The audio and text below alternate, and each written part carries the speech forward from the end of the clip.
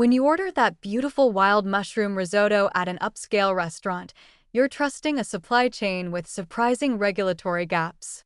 Professional mushroom foragers sell to distributors who sell to restaurants, and at multiple points in this chain, species verification ranges from thorough to essentially non-existent.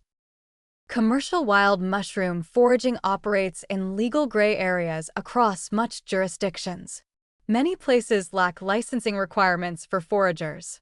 There's no mandatory training, no competency testing, no certification that the person harvesting mushrooms for commercial sale actually knows deadly species from edible ones.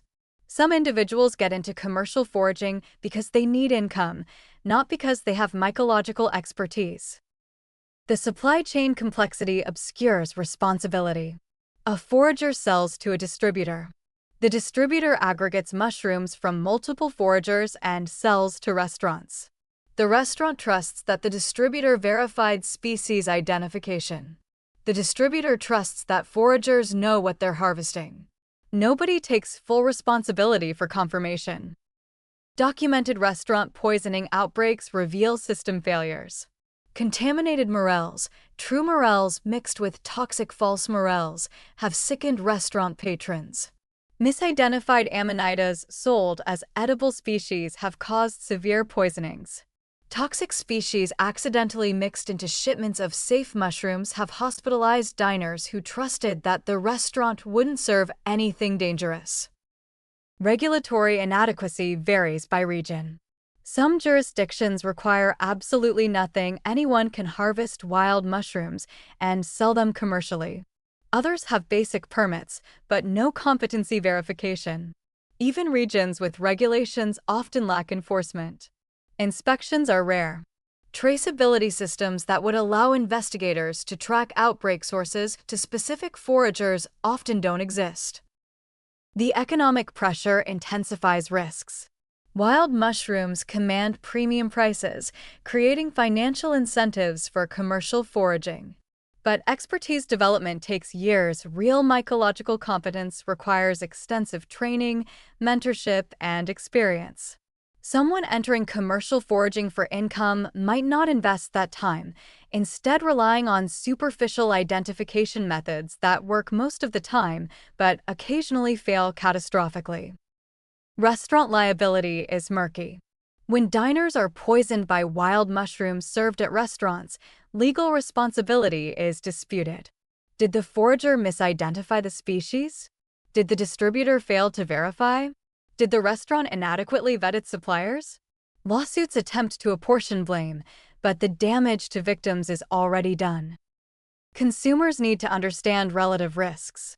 Cultivated mushrooms, button mushrooms, portobellos, shiitakes grown in controlled environments have minimal risk. They're grown from known cultures of identified species. Wild harvested mushrooms carry inherent uncertainty. Even when harvested by experts, there's non-zero error risk. Questions to ask restaurants about wild mushroom sourcing. Do you know who harvested these? What verification process confirms species identification? Can you trace this shipment to its source? Has your supplier had any recall issues? Many restaurants cannot answer these questions. They trust their distributor without deeper investigation. Industry best practices exist in regions with strong regulations. Some European countries require certification for commercial foragers, involving extensive training and testing. Restaurants might be legally required to maintain verification records, creating accountability trails. Traceability systems tag shipments from forager through distribution to final sale, allowing rapid response if poisonings occur. Professional organizations like the North American Mycological Association promote certification programs, but participation is voluntary. The most responsible commercial foragers pursue this training and certification, but market pressure doesn't consistently reward responsibility over cheaper product. For restaurants, the decision involves weighing culinary prestige against safety risk. Wild mushrooms on menus signal sophistication, seasonality, connection to local ecology. But this prestige comes with meaningful liability. Progressive restaurants work directly with certified foragers, maintain verification documentation, and accept that wild mushroom offerings might be limited when safe species aren't available. The fundamental tension is between wild food's appeal and standardized safety. We want the excitement of seasonal, foraged ingredients. We want the flavors impossible to replicate with cultivated species.